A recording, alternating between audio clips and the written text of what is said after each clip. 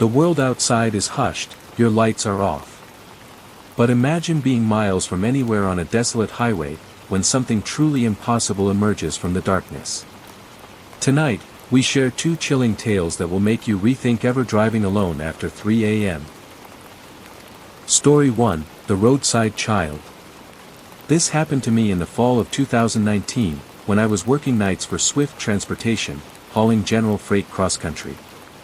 My usual route often took me through the vast, empty stretches of Interstate 80 in Nevada, a place where the stars felt closer and humanity felt a million miles away.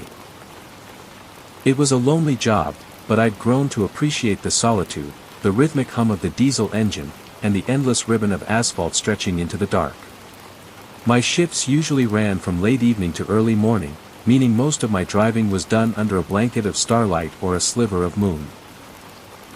I'd seen just about everything out there, deer, coyotes, the occasional lost drunk hitchhiker, but never anything truly out of place, not in a way that made my skin crawl. That changed one particular night, heading eastbound out of Reno, somewhere around the desolate flats near Lovelock. It was around 3 a.m., the kind of hour when the world feels like it's holding its breath, and you're the only person awake. My coffee was cold, the radio was playing some static-laced country song, and I was just trying to push through to my next scheduled stop. The landscape outside was just endless scrub brush and the occasional rocky outcrop, illuminated briefly by my headlights before vanishing into the black.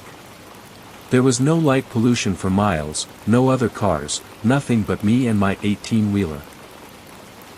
Then, in the far reach of my high beams, I saw something. A small shape by the side of the road, close to the shoulder. My first thought was roadkill, maybe a coyote, but it was too upright, too distinct. I squinted, rubbing my eyes. Fatigue plays tricks, I told myself. It's just a trick of the light, a signpost, a tumbleweed. But as I drew closer, the shape resolved itself, and my stomach dropped faster than a lead weight. It was a child.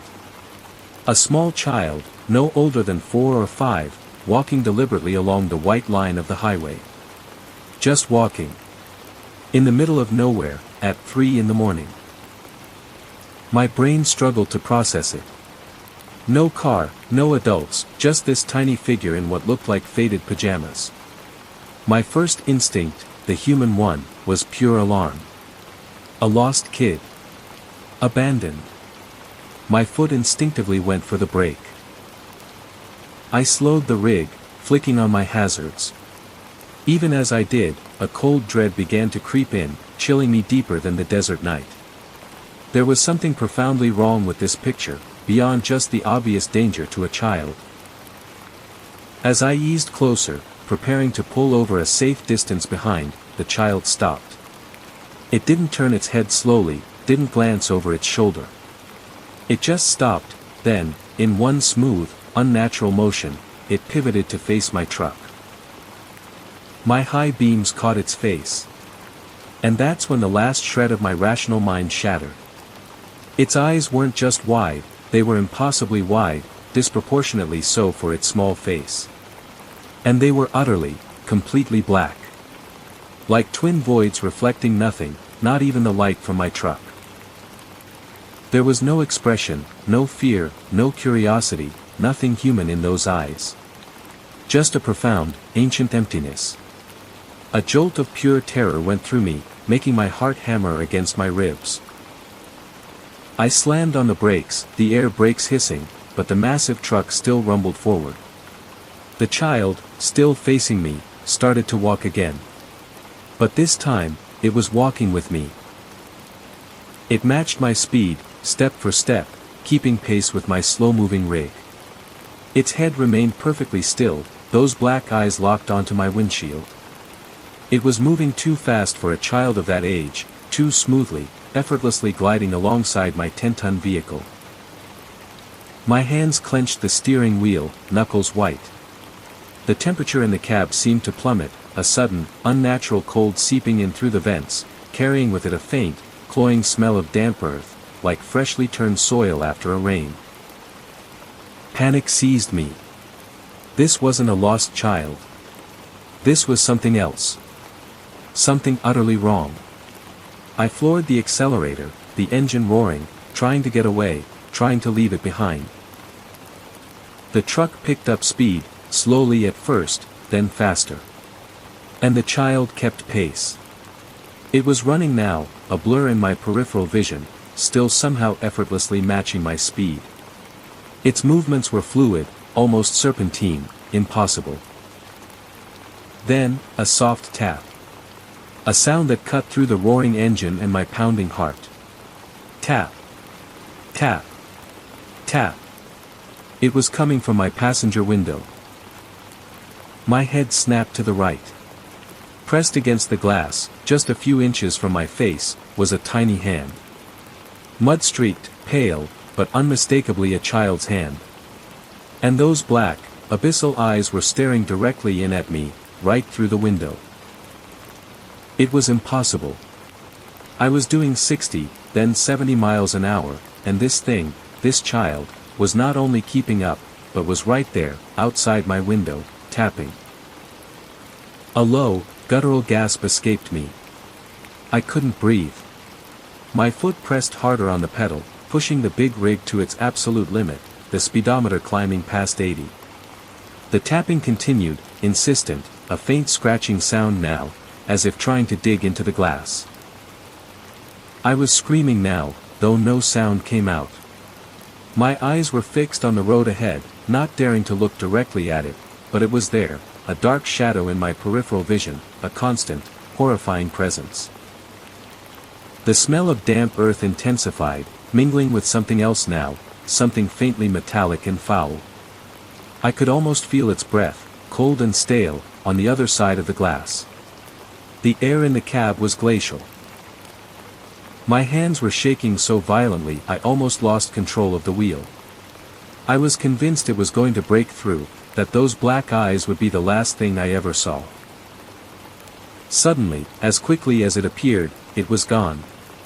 One moment, the tapping was there, the next, silence. The cold dissipated, the smell faded. My heart still thundered, but the immediate, suffocating dread lifted, replaced by a hollow, sickening realization. I didn't slow down for another 50 miles.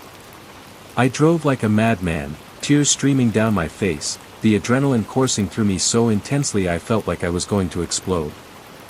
I pulled into the next truck stop, a small, grimy place in Winnemucca, and practically fell out of the cab. I stumbled into the diner, ordered the strongest coffee they had, and just sat there, shaking, trying to piece together what I'd seen. It couldn't have been real. It had to be a hallucination, sleep deprivation, anything but real. I tried to convince myself. My mind desperately searched for a rational explanation. But the memory of those black eyes, the impossible speed, the tapping, it was burned into my mind. I spent the next few days in a fog, just driving, trying to forget. I checked my windows repeatedly, my reflection, my mirrors. Every shadow seemed to move, every faint sound was magnified. It wasn't until I stopped at a wash bay a couple of days later, in Wyoming, to clean the accumulated grime off the rig, that the full, horrifying truth cemented itself. I was spraying down the passenger side, scrubbing at the window, when I saw it. A tiny, perfectly formed handprint. Streaked with dark, clumpy mud, embedded somehow into the glass itself. It was exactly where I'd seen the hand, exactly where I'd heard the tapping.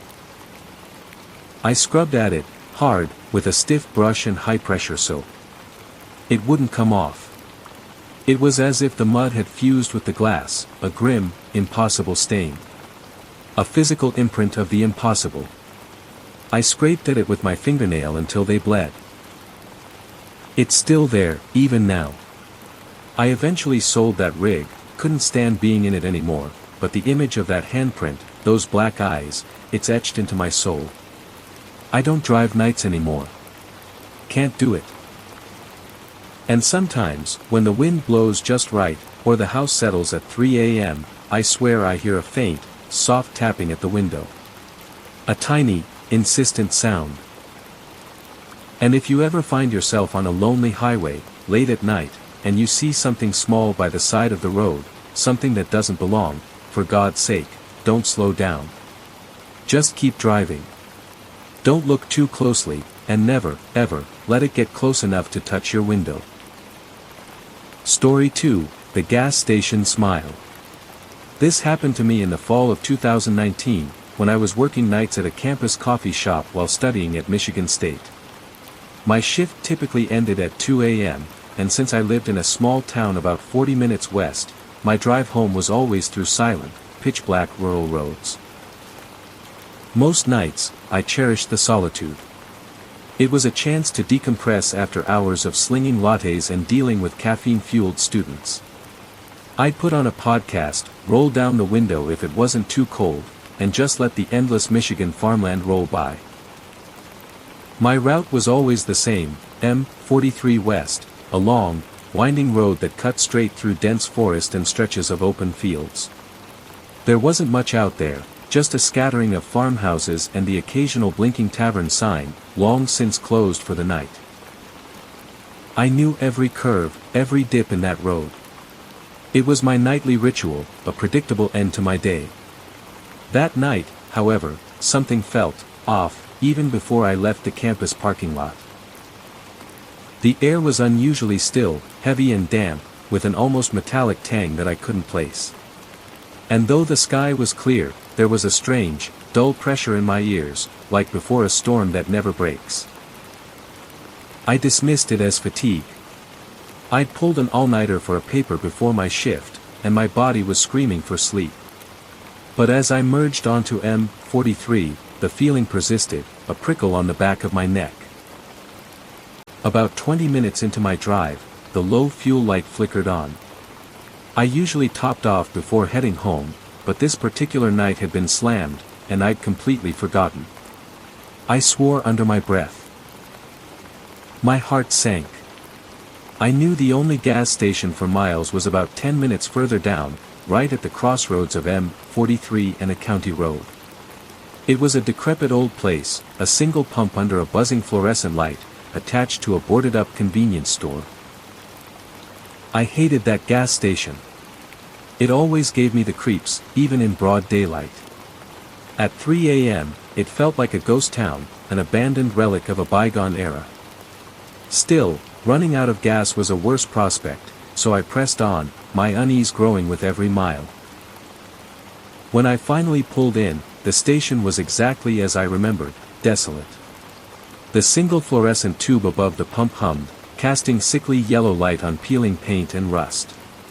My headlights cut through the oppressive darkness, illuminating a deserted lot.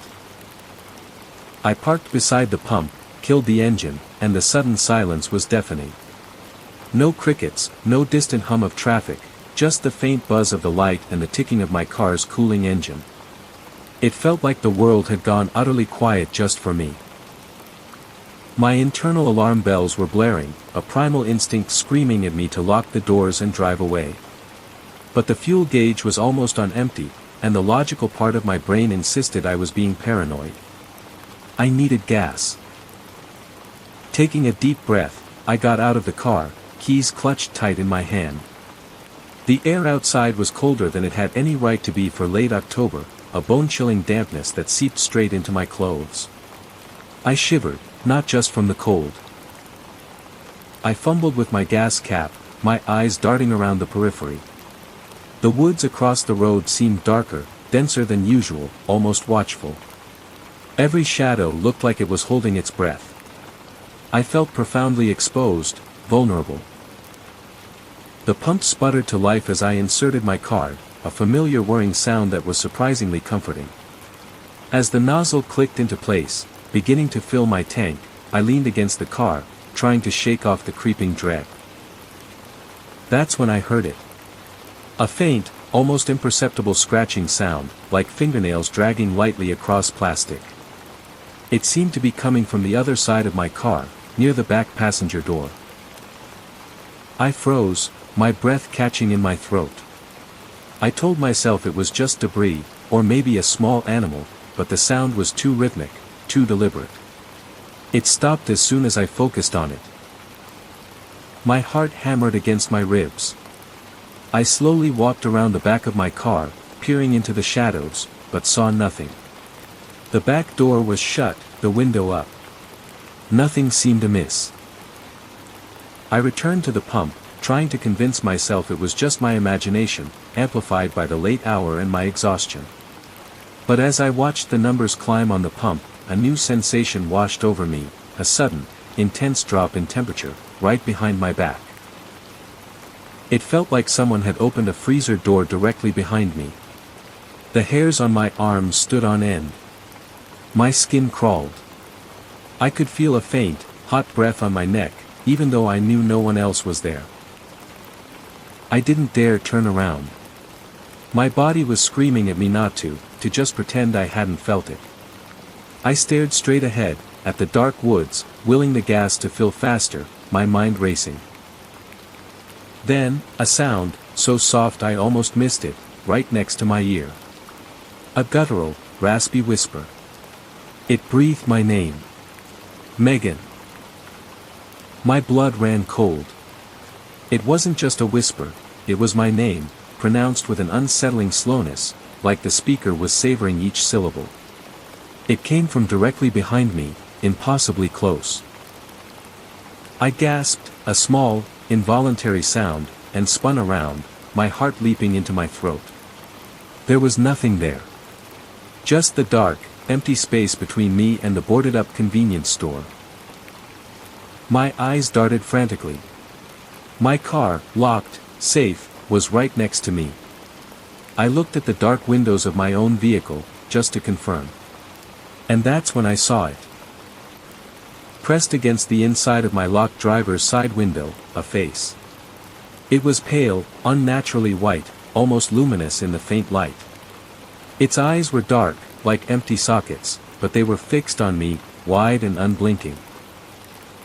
And its mouth. It was twisted into an impossibly wide smile, stretching from ear to ear, revealing far too many teeth. They were small, needle-sharp, and uneven, like tiny, jagged shards of porcelain. It was smiling at me. From inside my locked car. I couldn't breathe. My brain refused to process what my eyes were seeing. It was impossible. It wasn't real. But it was real. The smile grew wider, the dark eyes never leaving mine. It was a silent scream, a horrifying silent greeting. The sheer wrongness of it paralyzed me. My hand was still on the gas nozzle. My car was still filling. I couldn't move. My legs felt like lead. Every fiber of my being wanted to run, but I was frozen, trapped by the horrific gaze. Then, slowly, deliberately, the creature's head tilted, its smile stretching even further, the skin around its eyes crinkling in what could only be described as a mockery of amusement. It lifted a hand, a pale, spindly thing, and pressed it against the glass, just inches from my own face. That broke me. A raw, guttural scream tore from my throat. I ripped the nozzle from my tank, not caring that gas splashed onto the ground, not caring that the pump still registered a few dollars. I scrambled back into my car, fumbling with the keys, my hands shaking so violently I could barely insert them into the ignition. I jammed the lock button, even though it was already locked. I looked at the window. The face was still there, smiling. Still watching me. But now, it seemed closer, as if its head had pressed even harder against the glass. The engine roared to life. I slammed the gear into reverse, then into drive, my foot heavy on the accelerator. Tires screeched. I peeled out of the gas station lot, not daring to look back. The drive home was a blur of terror. I gripped the steering wheel so hard my knuckles were white. My eyes darted between the rearview mirror and the road ahead, convinced I would see that pale face appear again. Every shadow, every roadside reflection, sent jolts of adrenaline through me. I didn't slow down until I was pulling into my own driveway, shaking uncontrollably. I stumbled into my apartment, locked the door, and sank to the floor, sobbing. It took me hours to calm down. The sun was rising when I finally managed to crawl into bed, but sleep wouldn't come. The image of that smile was burned into my mind. The next morning, still feeling hollow and terrified, I forced myself to get back in my car. I needed to pick up some groceries, and I couldn't let fear paralyze my life. I slid into the driver's seat, my eyes automatically scanning the interior.